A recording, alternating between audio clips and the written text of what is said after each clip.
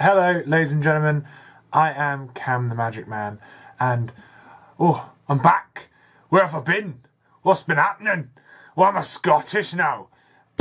I've been away for a little bit. I haven't made a video in a while, and that's because I have been I've been prepping to and have been at Grand Prix London.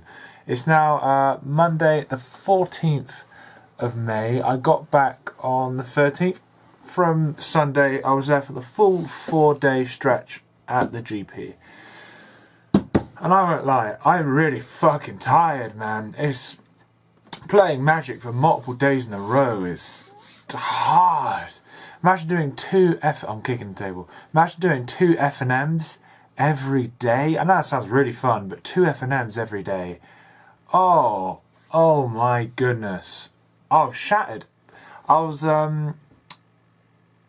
playing predominantly Modern and Pauper as I finally completed my Modern Storm deck, Gifts Ungiven, Blue-Red Storm. It's incredible. I've got a full sideboard, I've got Blood Moons, and I built it on the first day, on the Thursday. I played in the Modern Double Up using a deck I had been given, I'd been lended.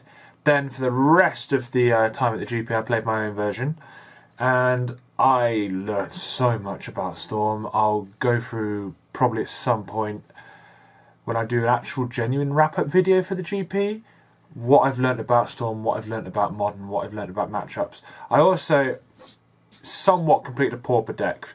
Chaos happened in regards to me having a Pauper deck. We tried to make me Zubra Storm, because it was into a couple of days of playing Storm and enjoying it. So we went around all the vendors and got all the bits we could for Zubra Storm. Un problemo. We could not find a single Ashen Skin Zubra. I was shattered. Not Ashen Skin, Ember Fist, the one that does the actual damage to win with the Storm of combo. I was wrecked from that because I spent my last energy reserves on that Saturday trying to hunt him down. Couldn't find him. Had a bad time in Modern. I had some rubbish losses. The first time I was using Blood Moon, I Blood Moon myself. And I was done and upset. Then I played some more Modern after that and got back on the train. Had to get back on the train and I recovered. So then in the end, I found in one of my boxes a Bloodframe Vampire, which is a card where you sacrifice a creature and you give that Bloodframe Vampire from the sacrificing +2/+2 until the end of the turn. And it's just another very good sacrifice outlet for the deck that you kind of need to make a blue-black style Zubra control deck work. So we found that, and then managed to find myself some Crypt Rats, which is a 3-mana 1/1, is insanely low in stats, a 1/1 for 3 mana, and that's the main issue with the card. But it's a 3-mana 1/1, and you pay X to deal 1 damage to every. You pay X. X can only be black, and you deal X damage to any amount, to all permanents basically. You so let's say you pay 3 mana into Crypt Rats. You deal 3 damage to all creatures, 3 damage to all players. Boom. There you go. That's a simple way of putting it. And so we managed to find some Crypt Rats, and we had a lot of the rituals and stuff you need for Zubra Storm. I managed to put that into a blue-black control list, which played very nicely. I'll talk about that style of Zubra deck in Pauper, because in the main wrap-up video. Like my initial musings on it is I was running 1 Gurmag Angler in the main board, because what will happen is you have 2 Zubras in the deck. 1 Ashen Skin Zubra. When this Zubra dies, for each Zubra that hit the graveyard this turn, your opponent discards a card. And you have Floating Dream Zubra. For each Zubra that hit the graveyard this turn, you draw a card. So what will happen is you'll try and get a sacrifice outlet on the battlefield, somewhere to sacrifice a Zubra. You'll sack it, bring it back, sack it again, and play with the triggers basically. And from sacking 2, if you manage to maintain priority during the sacking and arrange a stack, you can make your opponent discard 4 off of 1 Zubra, or you draw 4 off of 1 Zubra. So what will happen is you'll hit this lovely little chain and just rock it through your entire deck, hit a single Gurmag Angler, play it. Your hand's full of removal, gas and everything you'll ever want. So you just sit there happy as a lamb. They kill your Gurmag Angler, fine, they've expended their resources. You're so far on card advantage, it's very difficult for you to lose. I was only through one of my games with this deck, I was only chipping through for 1 or 2 damage a turn. And I just did that till I won, because it just got to the point where like it was quite heavy control versus control almost. We were both kind of like tempoing each other, and I just hit the stage where I could storm off with my Zubras, where he was out of resources, and I deleted his hand, and I drew, like, off of one Zubra, I drew, with a couple Zubras, I drew 14 cards in a turn. Well, 12, I drew 12 cards in a turn. And it was just a bit like, discard the lands, keep the good shit, kind of win, you know? But so if I'm not doing a full actual like wrap up, you're probably thinking, well, gee whiz, what is Cam going to be doing for this little video? And well, I have in my little rucksack all my swag and shit that I got from the GP, all my packs and stuff I haven't opened. And so what's going to happen for this video is I'm just going to go through all the things I got from the GP and open my packs, talk through what I got, talk through what I got from the prize wall, show you all the playmats I got. I got some good playmats, and then, you know, later on do a much more better, more revised video where I've had time to think about what actually happened at the GP. But first things first, what we're going to do is go to playmat view. Take it away, playmat view, Cameron. So yeah, it's me, Playmat Cam here, featuring Playmat Cam's feet. Here's some of the playmats I got. This is the Mutavault playmat. They just give you for getting a Fnatic package. It's pretty good. I like it. It's this face here seems like pretty cool. It's kind of like a bit gloomy, a bit cavity. It's alright. Bit generic, especially as you see little promos everywhere you go and most people are using them, so it doesn't really have any special connection to me. Next playmat I got, I got this with some of my prize tickets because it looks effing awesome. It's a present for one of my friends who's really into the dinosaurs in Mixerland, so easy as. Next one I got is Captain Boys. To commemorate my playing of Pirates in Standard, I got, I believe it's Dire Fleet. No, this is Fathom Fleet Captain. Yeah, I got Fathom Fleet Captain just because a lot of the playmats there are kind of a bit dark, a bit gloomy in colour. Like the Kaladesh ones are always a bit like silverish, bronzish. The dinosaur ones are a lot of reds. I like the little sunset scene. I like that, the orange and the purples to it. Just looks good. Quite a dramatic little scene. Might get an artist to put little pasties on his nipples because they're a bit distracting, but oh well. And then the main event, which was what I was like fighting to earn the entire weekend, the first playmat I wanted to buy was Drippy Boy. They had a Drippy Boy playmat. Look at his little face and his little tiny phallic friends. Drippy Boy playmat number 1. So pretty much whenever I'm playing my Modern Storm deck, I'm using Drippy Boy playmat because I earned Drippy Boy using that deck. Feels good, man. Thank you for that playmat, Cam. Yeah, they're the playmats I got. I'm pretty happy with most of them. The Fathom Fleet Captain one was just kind of a bit of an impulse buy, but yeah, it's an alright playmat. Maybe I should have got some more packs of Dominaria instead, but it feels like since I've got a standard deck, what's the point of buying packs?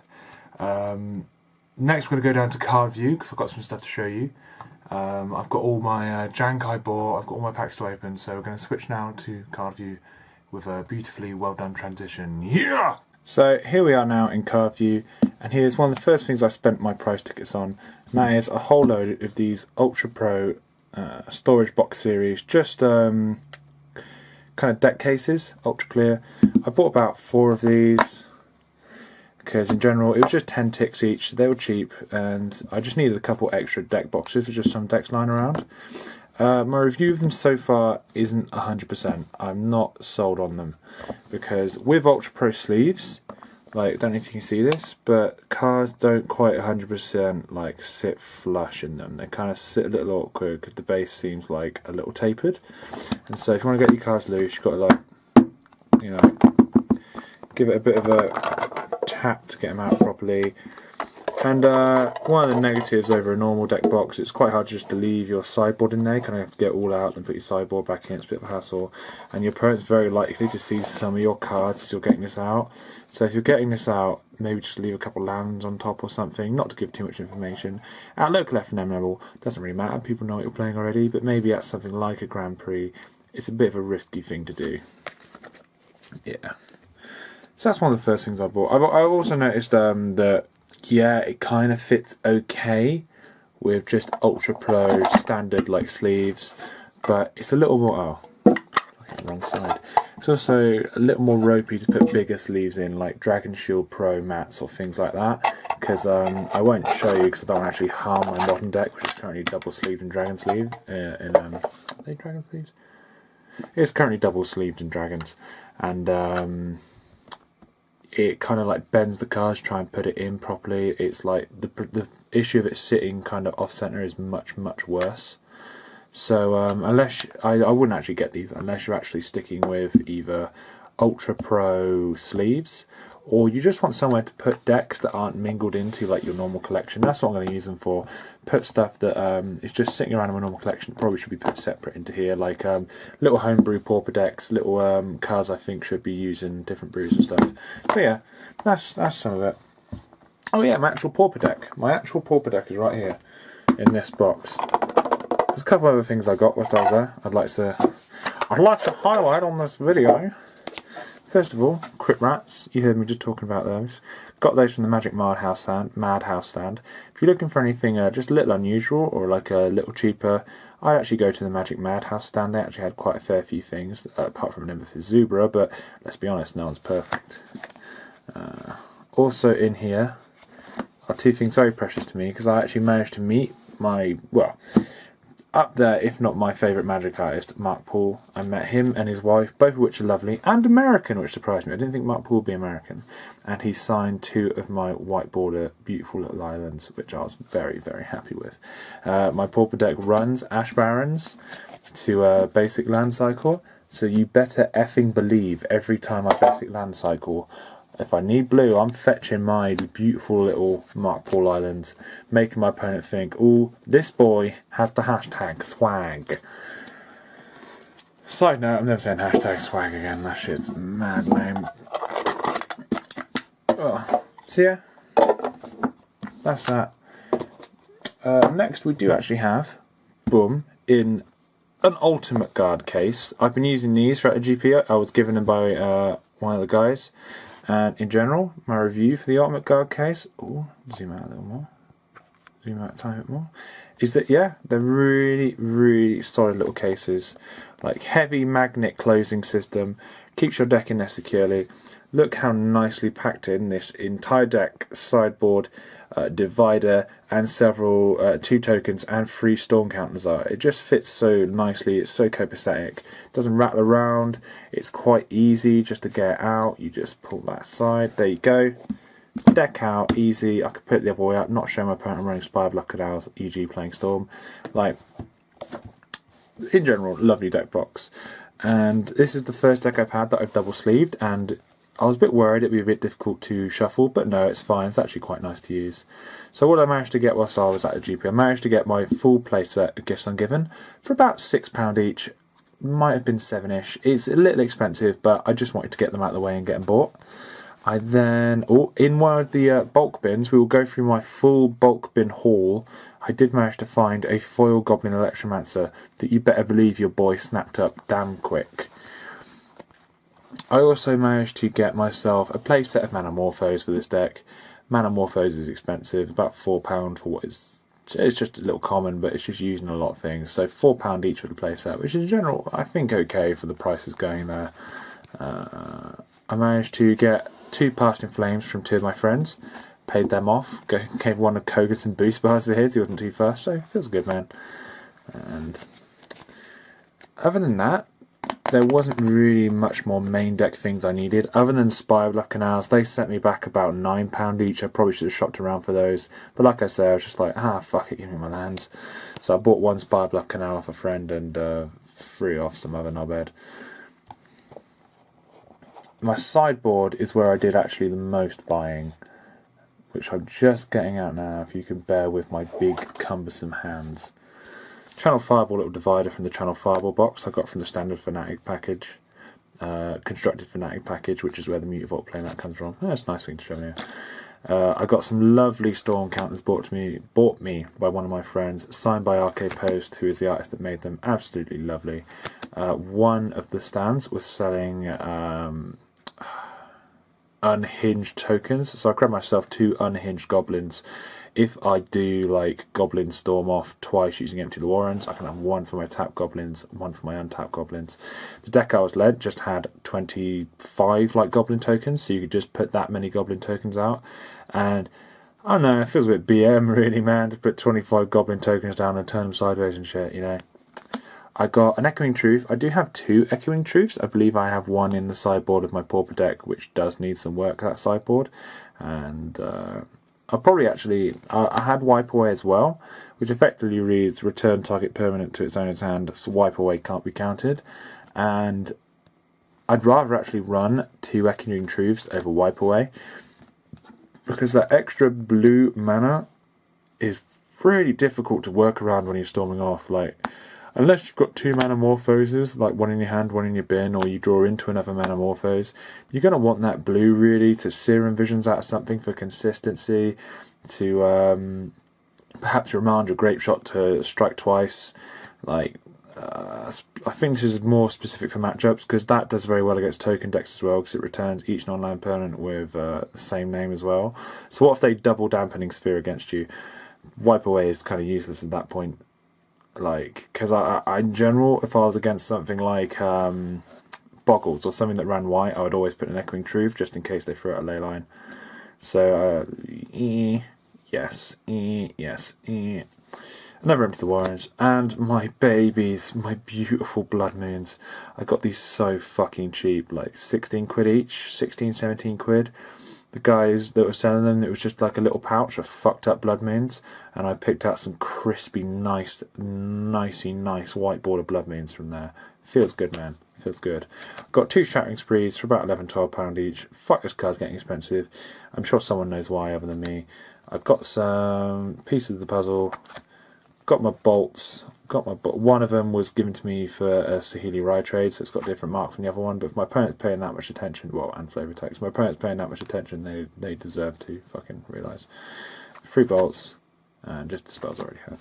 So yeah, that's my modern deck. I'll go through a breakdown of how I play it, my lines of play, like draw some hands on camera probably, tell you how I think about it currently, in the main big wrap-up video, but that's just a little bit of a swag out. Look at me, I have a modern deck, aren't I cool? Now, don't worry, I'm still a janky boy. I'm still a boy who appreciates a bit of jank. So this is a Channel Fireball deck box. I wish I'd maybe bought 2 Channel Fireball boxes instead of 4 just Perspex Ultra Pros, just because the Channel Fireball boxes like hold cards better. The thing that held me back from actually doing that is I was using this for one weekend and all of like the paint on the plastics chipping off and looking rough. If you look at one of my older Ultra Pro boxes, like the amount of wear this has, where it's all like chipping and grinding off, I just knew these Ultra Pro boxes would eventually look like, these Channel Fireball Ultra Pro boxes would eventually look like that, and I'm just not a fan of it. Also, the hinge, after one weekend, doesn't feel like all that strong already. But that's enough about the actual box. Let's get to what's inside the box. This is all just the random shit I bought whilst I was there. And all doggy, it's a lot. So, let's sort through. Because I need to sort through. Oh! There's my other Goblin Electromancer. So, what's this? Random foils. What's this? Okay, we're getting there. Here's some of the stuff I bought for my Storm deck, or I switched out from my Storm deck into other things. So I did get 1 Peer Through Depths, but having played through a version of Storm running Peer Through Depths, and having played through mine, which is running 3 ops, I'm not sold on Peer Through Depths because it's a bit expensive, and if you're trying to dig through for land, I'd rather opt into a land than Peer Through Depths into some kind of sorcery. I've got a Gut Shot. I do have 2. I definitely bought 2 Gut Shots. Fuck knows where my other Gut Shot is. I've lost like 2 cards. Gut Shot is pretty much used in Pauper to kill Delver's Secrets. It's interesting. Echoing Truth, never Echoing Truth. I got some more Empty the Warrens. I think I had 4 actually in total. I traded 1 off someone just so I could build Fecundity Goblin Storm at some point, because it runs 4 Empty the Warrens, and Optic Dispel. Nothing too crazy there. Here we have just some stuff from our long and story to try to build me a pauper deck at the event. 2 Edict the Chains, which I already had, some Unearths and Dying Evils, 2 Lotus Petals that are going to go into Goblin Storm, and not Goblin Storm, into Zubra Storm. Fuck, I play a lot of Storm, because it adds red mana to your pool. If you need to hard cast a Zubra, it also gives you fast mana so you can go off a little quicker. Culling the Reek, you kill a Zubra, add 4 black mana to your mana pool, make sure you can consistently just continue to go off. Tragic Slip, if you're killing your own things, -13 seems good to any creature. I was in one matchup with Pauper where I was just blowing up their go back anglers consistently with these, and they were just like, well, there's nothing I can do. And I was like, yeah, you lose. Cabal Ritual, add 3 to your mana pool for 2. Doesn't sound good. It's kind of like a Pyretic Ritual in black, which is interesting. But it has Threshold. You add 5 mana to your mana pool instead if you have 7 or more cards in your graveyard. And if you're playing some kind of Zubra sack deck, you'll very easily get 7 cards in your graveyard. So it's basically always 2 mana, get 5, unless in early game. If you're playing a early game, you probably should mulligan your hand. Viscera Seers, sacrifice creature, scry 1, very good if you're trying to set up a consistent combo. Mortician Beetle, Mortician Beetle, he's moved out of my pauper deck. He's whenever you sacrifice a creature, I put a +1/+1 counter on him. He's alright, but he's nothing special. He's nothing special. He doesn't really...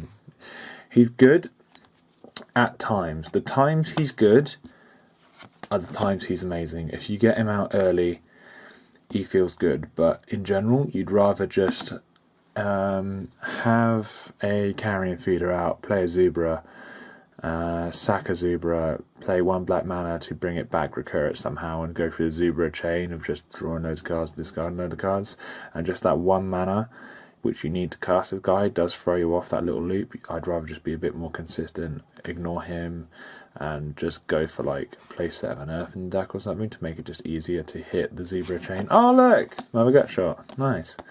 Plague Rusalkas, they're alright. They're a good type of removal and a sack outlet.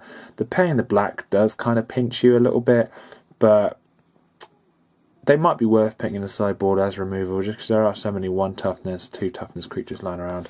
Just figure it's really, really good in Pauper.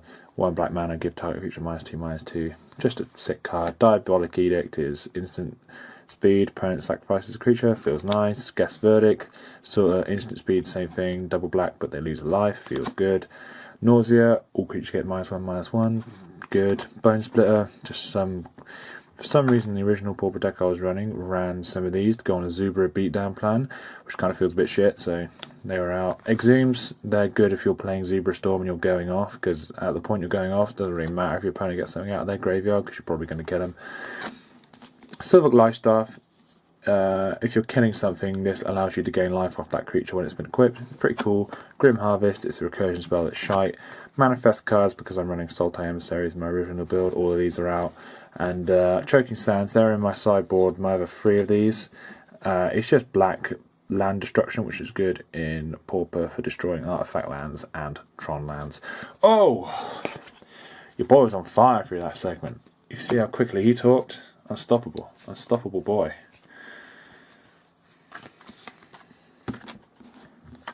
Next, in my big box of nonsense, we have a lovely foil sapling token given to me by one of the boys in Team Boglin Brigade, which is our like unofficial team for the event. Very cool of him. You know who you are. You're a sweet boy. Another sweet boy. I don't like to say people's names in my video just because, like, unless I bought them on the channel or unless they've like consented to have a video with me, it feels a bit weird to like reveal. I don't know, just talk about them. But I'll just talk about them in absentia. Because I was having a bit of a bad day Saturday on Sunday morning, because I kind of collect sapling tokens. One of my friends went and got a sapling token signed by Mark Paul for me, because he was getting his Tron Land signed. How fucking lovely is that, man? Beautiful little token, little turtly boy. That's good. And here's all the random fucking crappy foils I bought myself. So there's just these foil bins lying around where you can buy 4 foils for £1, and I just bought foils. I liked foils for cards I thought I'd use at some point. Ancient Carp, I was thinking of doing a blue fish deck that eventually turned into my Pauper Surprise Islands deck tech. No, not deck tech, just an actual deck I made, where I saw these mechanics for fish where they could, like tribal fish, where they can attack your opponent if your opponent controls an island, and I took that concept and I made an entire Pauper deck around it. Now a lot of people say it's shit. I think it's one of the best control decks in the format. It depends if you like your decks to win games or not. Shade's Breath. This is a present for a friend. Each creature you control becomes black. Its creature type becomes Shade, and it gets. You can pay 1 black mana for this creature gets +1/+1 until the end of the turn. So effectively, it's just pay 2 mana, and then you can pump any creature on your team with any black mana you have left over. It's not pauper legal, sadly, unless it's been reprinted at some point, but I think it's just a very cool card, very cool art, and something he'll probably use in one of his casual decks.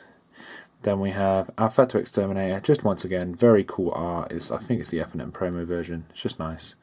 Well, they could just be doing that style because it's a premium card and that's what they used to do in the day.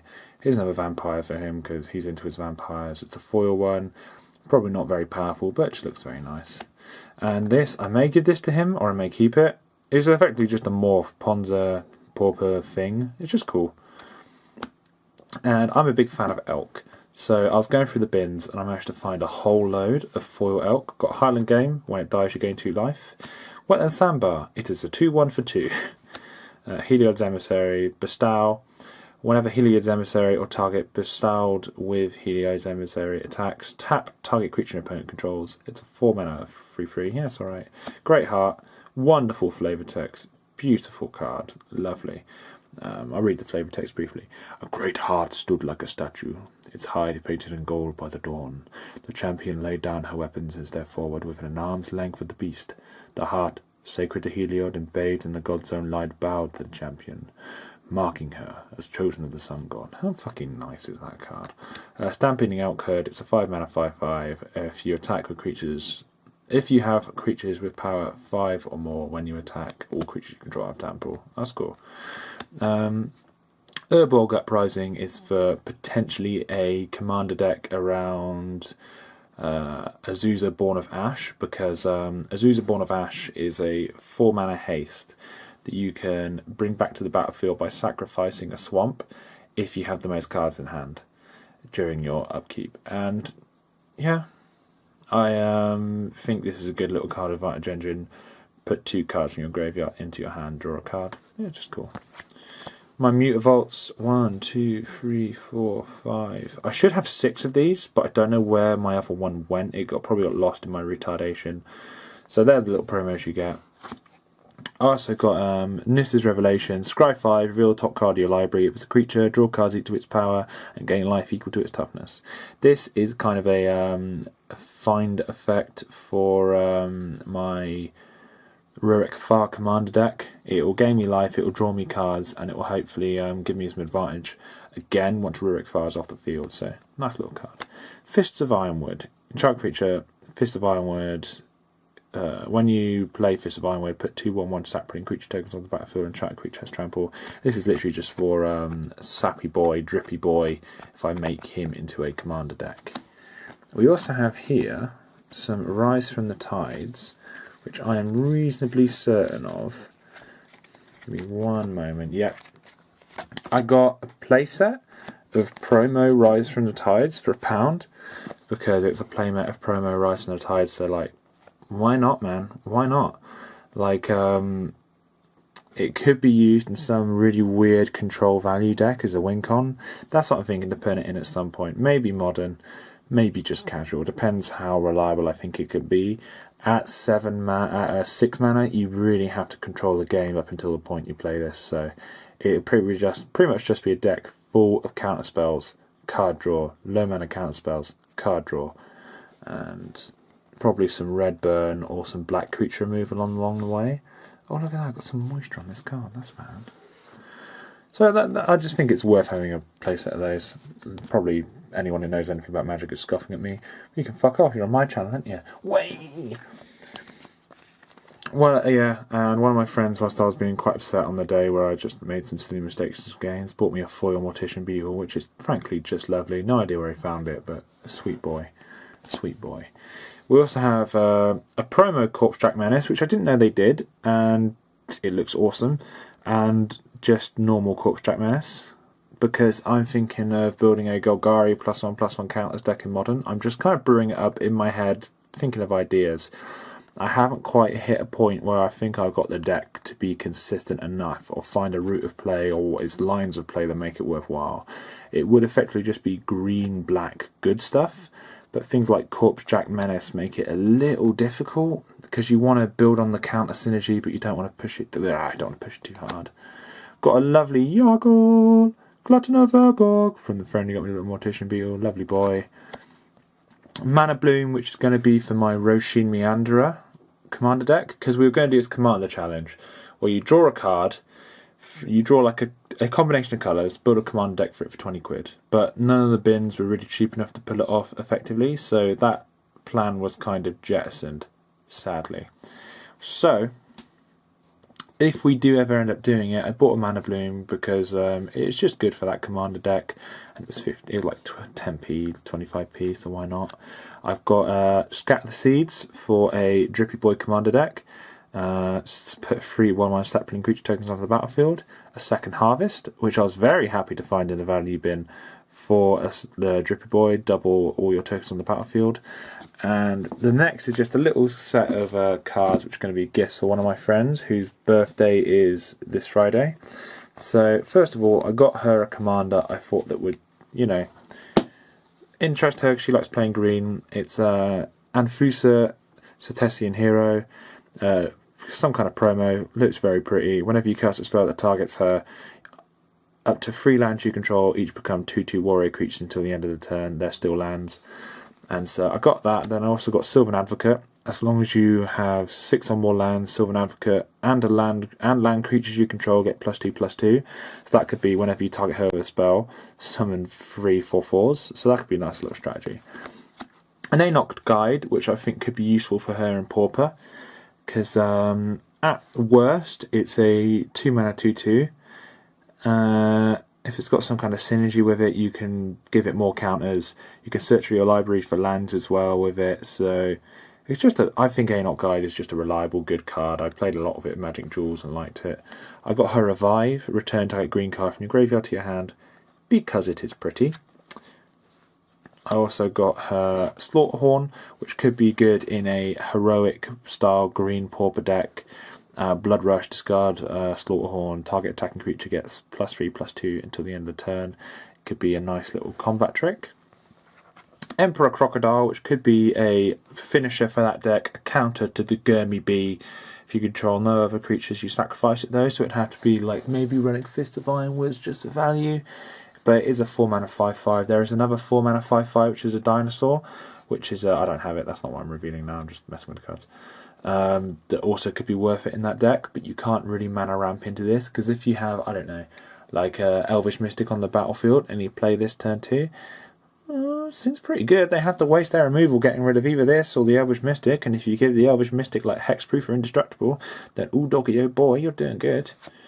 Then you've got Hungry Spriggan, which is a 3 mana 1/1 with trample. Whenever it attacks, it gets +3/+3 till the end of the turn. So it's kind of like a 3 mana 4/4 trample in an aggressive deck, but it's quite easy to kill using things like gut shots and whatever. Mainly just because it's got cool art and it's just another suggestion you can maybe use in that deck.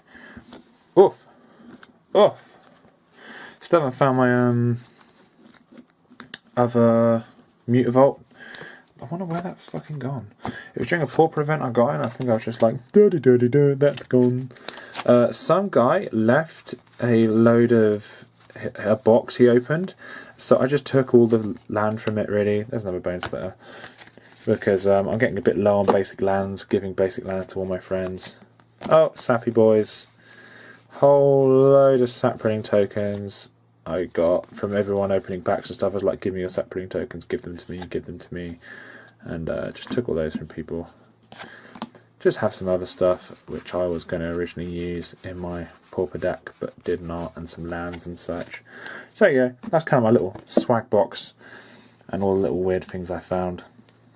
Other than that, I don't have much more to show other than my packs. So let me just tidy all this nonsense away, pack it appropriately, then we'll get back to the packs. And now, ladies and gentlemen, our main event, the 10 packs of Dominaria I got. Just going to open them, nice and casual. Got Brostar. Oh, look at that little red dot there, it means English. What a pretty little red dot. Maybe I should have got some more packs for it also. I was going to buy this cool little booster thing, but by the time I got there on the last day to try and grab one, no, it's not a booster thing, it's like a little starter deck from like the 90s. By the time I got there to try and buy one, it was just a bit, you know, late and they'd all been sold out. So I was a little upset about that, so what can you do? What have I got? Sapling.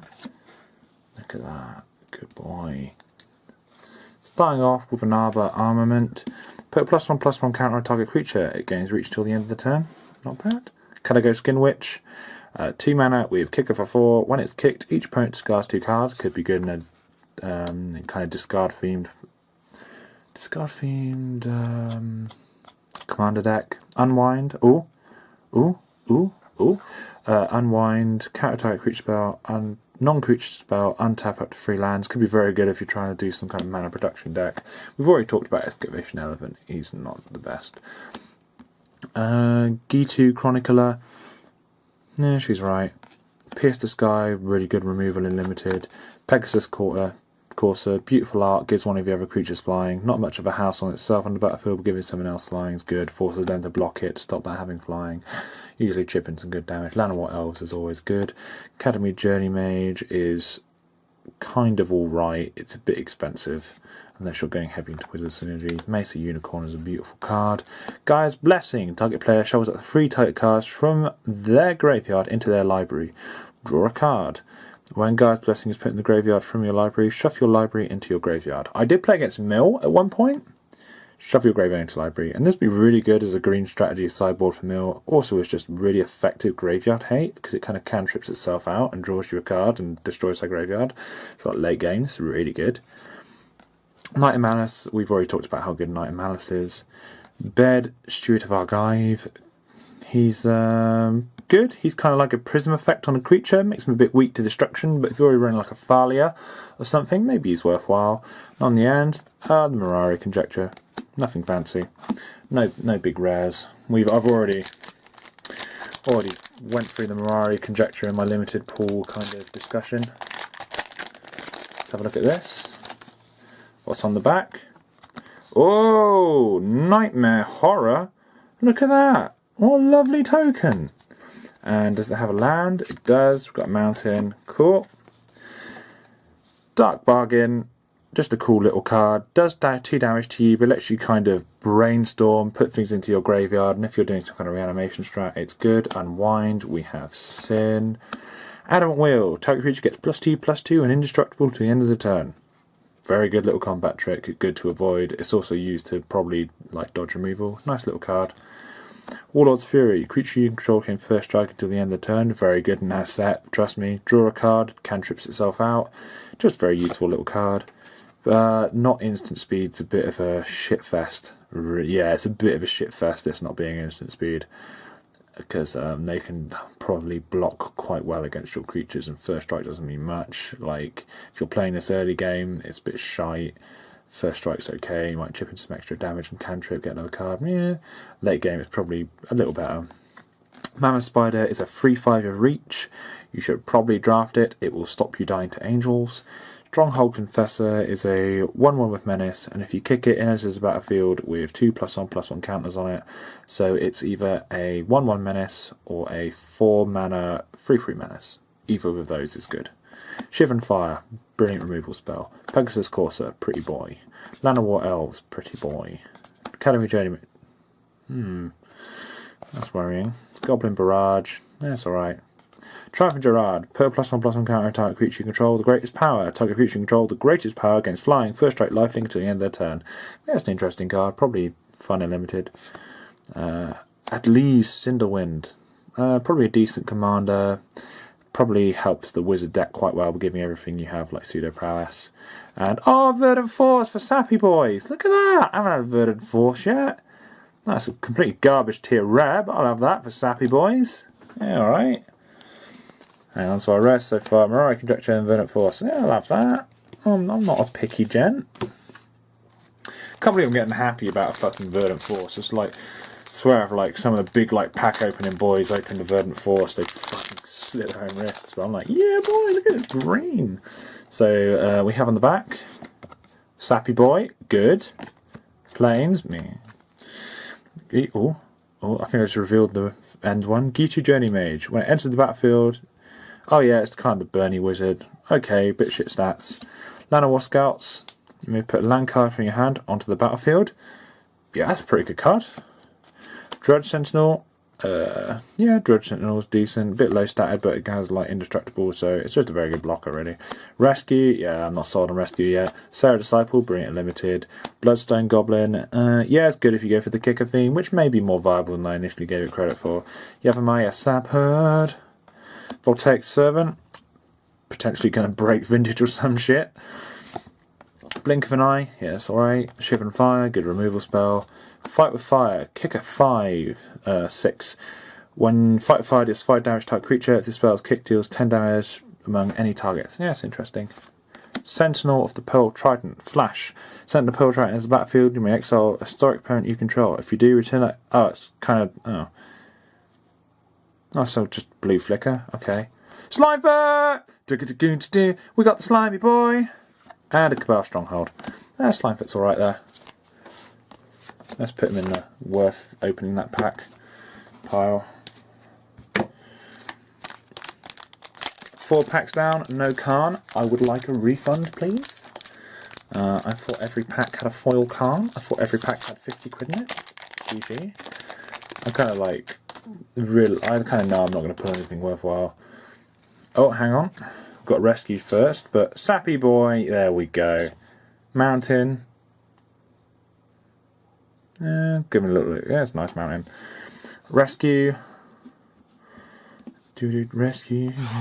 Give me some good cards. Sarah Disciple, Bloodstone Goblin, Arbor, Armament, Caligo, Skin Witch, Unwind.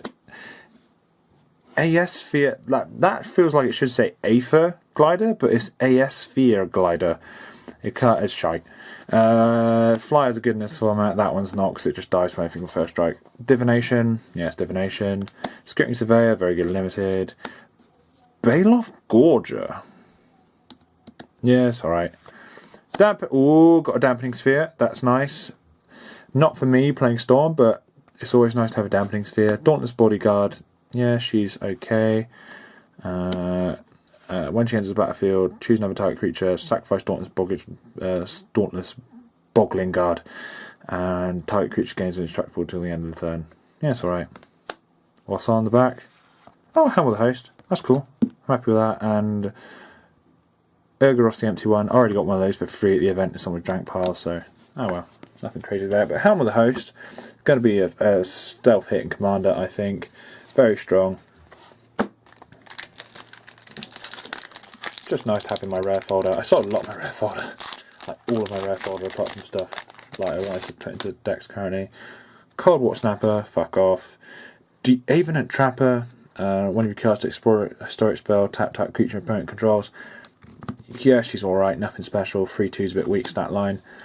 Gitu Lavamancer, yeah, pretty good. As long as there are 2 or more instant sorcery cards in your graveyard, Gitu Lavamancer gets +1 attack and has haste. He's fine, a good card and probably wizards.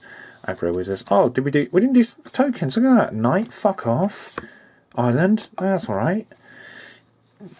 Llanowar Envoy, shit mana filtering. Divest. Artifact or creature card. It's kind of an improved harsh scrutiny. I don't know if I prefer the scry or be able to hit artifacts. It depends how broken artifacts become. So this probably could be a very nice little card. Fucking good art as well. Opt, yeah, it's good. Mesa Unicorn, beautiful.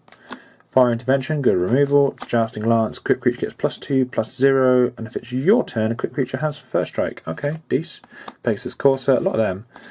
Lingering Phantom. When we play a historic spell, you may pay black. If you do, return Lingering Phantom from your graveyard to your hand. Make this a free, say battlefield, and I'm all for it. Howling Golem. Howling Golem attacks or blocks. Whenever Howling Golem attacks or blocks, each player draws a card. How to make yourself popular in Commander, basically. Lingering Phantom, on second thoughts, might actually be worth it to draft. In a black draft, you're going black historic. Just because a 5/4 body does take out quite a lot of things in this little limited format. Yeah, it's alright. Our last in common is Danifer, Capuchin Paragon. Yeah. Yeah, she's alright. What's our rare? Oh, Tempest Djinn. Yeah, that's cool. Not crazy rare, but playable. Definitely playable. What are we on? We're halfway through. Ooh, halfway through. Maybe have a little sip of water. Delicious. Glad I didn't get fucking 40 of these, or else I'd die of dehydration. Oh, fuck the amount I'm talking doing this. End me now. Get open. Let's hope I just creased the rare. What are we going? Is it a sappy boy? Yay! Is it a forest? No, it's a swamp. Oh, swamp's good. I like the... I should buy Mark Paul. I like Mark Paul.